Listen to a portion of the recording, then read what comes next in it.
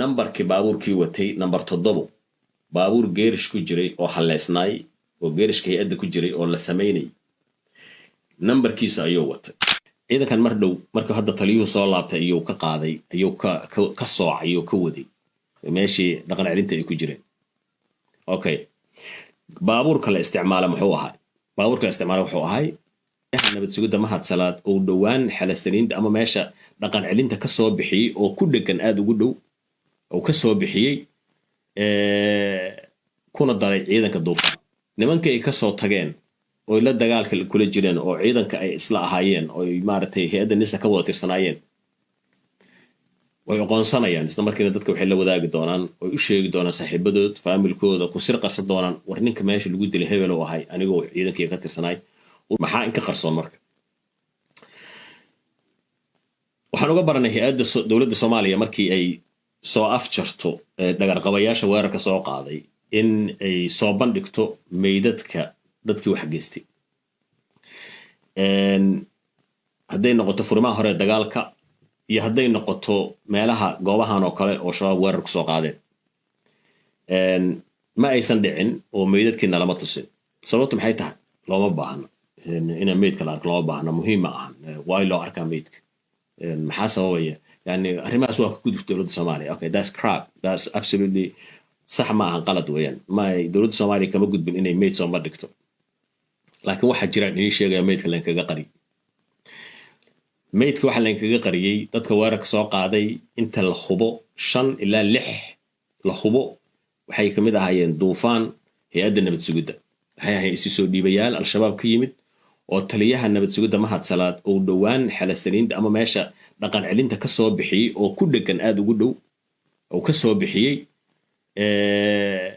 kuna daray ciidanka duufaan ciidankaas shabaabka ee lagu daray ma aysan ahayn dad vetin lagu sameeyay ama baaritaan dheer lagu sameeyay ama la xaqiijiyay inaysan qatar ku ahayn naftooda iyo dadka taliyaha ayaa go'aankaas gaaray sababta ay u gaareen lama yaqaan okay haddii meydadkii la soo bandhigo nimankii ay ka soo tageen oo la dagaalka kula jireen oo ciidanka ay isla ahaayeen oo maartay hay'adda nisa ka wada tirsanaayeen way aqoonsanayaan isla markiina dadka waxay la wadaagi doonaan oo u sheegi doonaan saaxiibadood faamilkooda ku sir qasad doonaan war ninka meesha lagu dilay hebel oo ahay anigoo ciidankii ka tirsanaay ururkaygu ka mid ahay maartay unugteedu ka mid ahay hurinteedu ka mid ah dawladdu ma ogola taas dabcan saxna ma baahanba waa dhib badan tahay si taasay soo dhicin meydkii waa la qariyay maxaa loogu sheekay doonaa ciidanka saaxiibadood ay dhinteen ama la waayay dabcan wax kale loogu sheegi doonaa shaqadii ka tegay waa ruqsaystay waa la xiray shaqadii laga ceyriyay fariimahan iyo jawaabahan ayaa la sii doonaa ciidamadii ay la shaqaynayeen markay waayaan saaxiibadood ciidankan mar dhow marka hadda taliyuhu soo laabtay ayuu ka qaaday ayuu ka soocay ayuu ka waday meeshii dhaqan celinta ay ku jireen okay baabuurka la isticmaalo muxuu ahaa baabuurka la isticmaalo wuxuu ahaa baabuur shabaab lahaayeen laakiin ay ku soo buufiyeen magaca hay'adda rinjiga hay'adda astaanta waa hay'adda nabad sugidda maxaa kale waxaa jiray baabuur geerish ku jiray oo hay'adda nabad sugidda gaadiidkeedu waa nambarsan yahay si loo aqoonsado number uu leeyahay aan taargada ahayn numberkaas ayaguna waa isku aqoonsadaan system ahaanna waa lagu aqoonsadaa nambarkii baabuurkii watay nambar 7 baabuur geerish ku jiray oo haleesnaay oo geerishka hay'adda ku jiray oo la sameynay nambarkiisa ayuu watay baabuurkaani nambar 7 ayuu ku soo gudbay dabcan hay'adda ID-geedana waa watay hay'adda ID-geeda waa la heli karaa laakiin muhiimaddu waxay tahay sidoo ku ogaaday nambar 7 baabuurka ah 7 inuu geerish ku jiro waxaa kaloo iyadana muhiima geerishka baabuurka ku jiray imisoo ku jira wada shaqaynta ka dhaxaysa nimanka geerishka gaadiidka nimanka haya oo baabuurkan nambar 7 og meesha uu yaalo iyo al-shabaab xiriirka ka dhaxay sidee ku ogaan karaan shabaab inuu baabuurkan meesha yaalo nambar 7 oo geerish ku jiro dabcan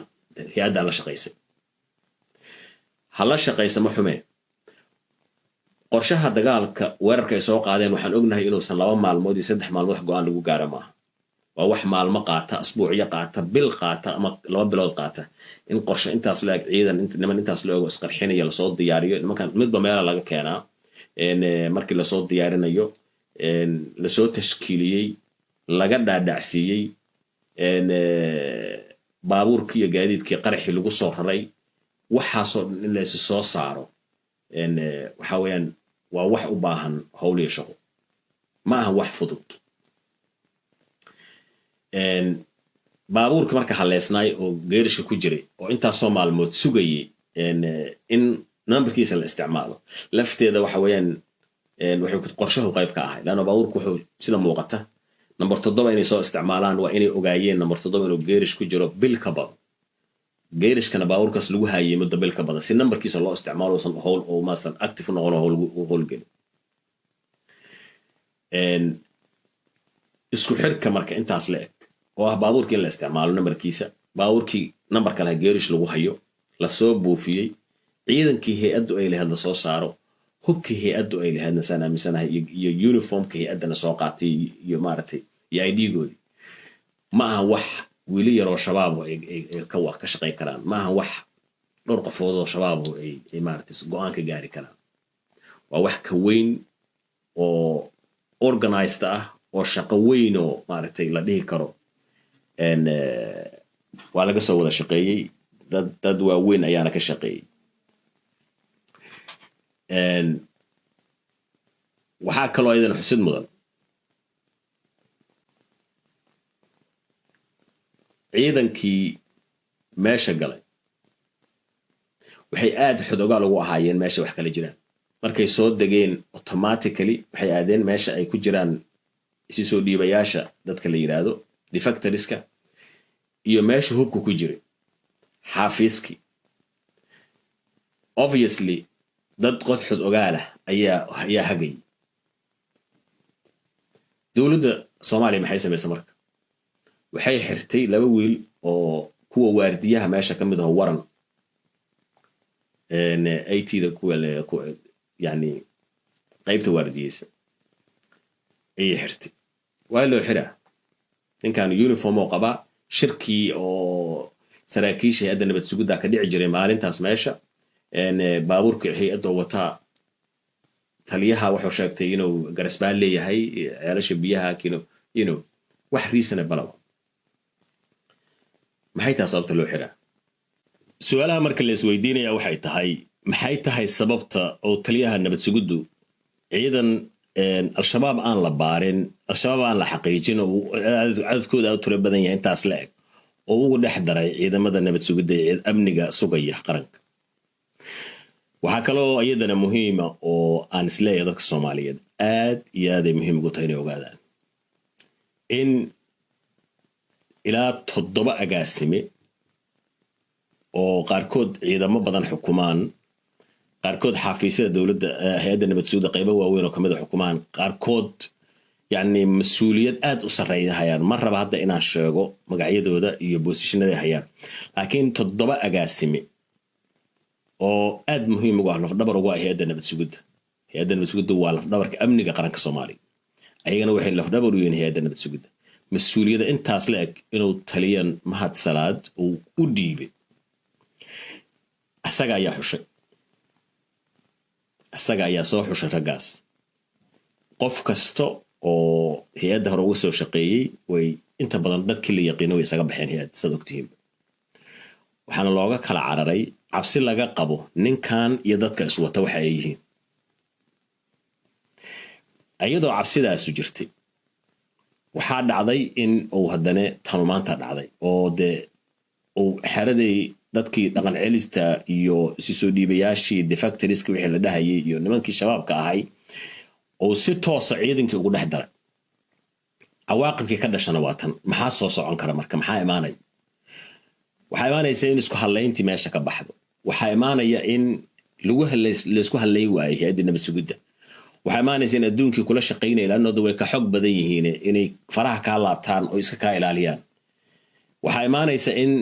magaca hay'adda nabad sugidda airportka lagu weeraro madaxtooyada lagu weeraro hoteelada lagu weeraro dekada lagu weeraro xogaha kaloon helayana waxay sheegayaan al-shabaab sidii u dabaaldegeen 2 bilood 3 bilood la soo dhaafay weligood ma dabaaldegeen sababta waxay dhaheen waxaan haysanaa oo noo shaqaynaya oo hay'adda nabad sugidda ka mid ah oo noo jooga meelal lafdhabar iyo halbowlayaasha amniga qaranka ah dadan aad ugu kalsoon oo nala shaqaynaya ma kuwaa nabad sugidda waan hadda ka hadlayaa ma kuwaanaan ogeyn oo dabcan mas-uuliyad kale ugu magacaabana ma naqaano laakiin waxaan inii sheegayaa inay aad ugu faraxsan yihiin meesha wax u marayaan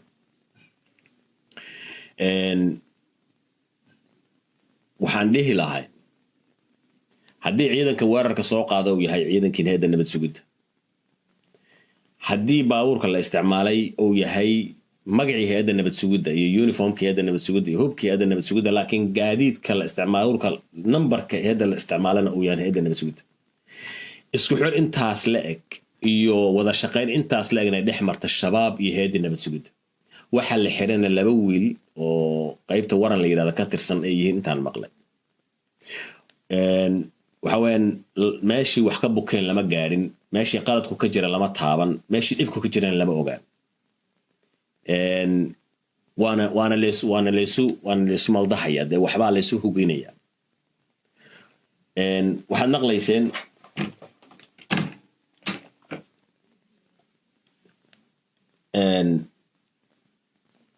nin la yiraahdo maxamed cabdi dhiblaawe oo dhowaan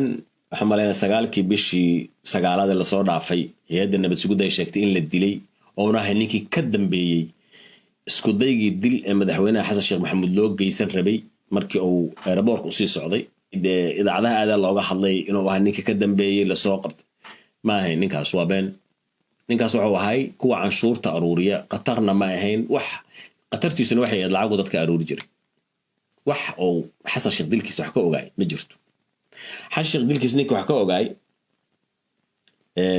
waxaa lagu magacaabaa cumar xasan nuur cumar dooli ayaa lagu naadaysi jiray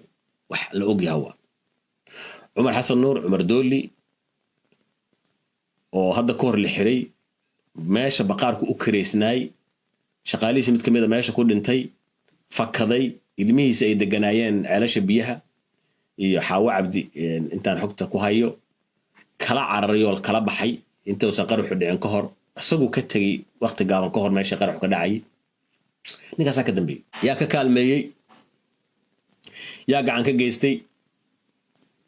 hay'adda nabad sugidda dad maanta waaweyn ayaa gacan ka geystay sidaan xogaa ku hayo xasan sheekhna inuu iska baara weeyaan waxaan isleeyahay madaxweynaha sheekh hadduusan si saxa u baraarugin hadduusan si saxa isaga baarin waxa hadda socda naftiisa ku maqan waadna ogaa doontaan aad baan idin salaamayaa asalaamu calaykum waraxmatullaahi wabarakaatu